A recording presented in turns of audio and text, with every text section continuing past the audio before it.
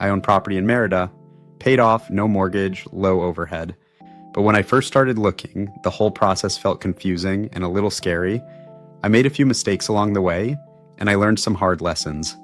Today I want to share the exact steps I wish someone had walked me through when I began.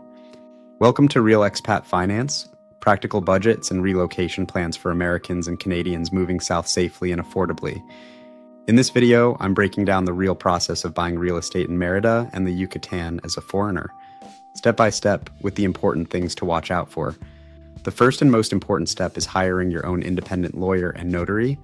Never use the one recommended by the seller or realtor. Pay for your own team from the beginning.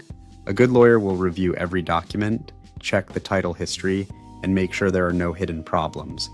This is the single best way to protect yourself. Once you find the property you want, your lawyer and notary will handle the due diligence. They check that the seller actually owns the property free and clear. In many coastal or restricted zones, you'll need a Fideicomiso, the bank trust system. The bank holds the legal title while you keep all the rights to live in it, rent it, sell it, or pass it to your kids. It's a 50-year renewable trust, and it's actually very safe when done correctly.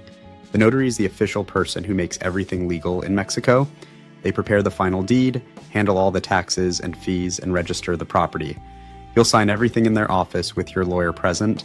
The whole process usually takes 30 to 60 days if everything is clean. Total costs beyond the purchase price are typically 4 to 7% of the sale price.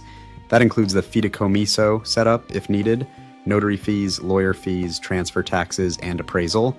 Now the important warnings.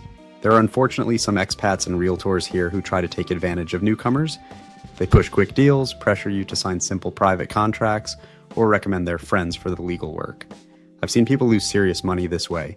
Always move slowly, ask lots of questions, and never feel rushed. Finance tip: doing it the right way costs a little more upfront, but it saves you tens of thousands in the long run. The peace of mind and the ability to actually own and enjoy the property is worth every peso. This is based on what I've seen and experienced living here, not legal or financial advice. Real estate laws and processes change. Always work with a licensed Mexican notary and an independent lawyer you hire yourself. Do your own research and consult professionals before spending any money. If this video made buying property in Merida feel a little less overwhelming, hit like and subscribe. We'll keep breaking down more of these important topics. Comment below. Have you ever looked into buying property in Mexico, or what part of the process worries you most? I'll reply.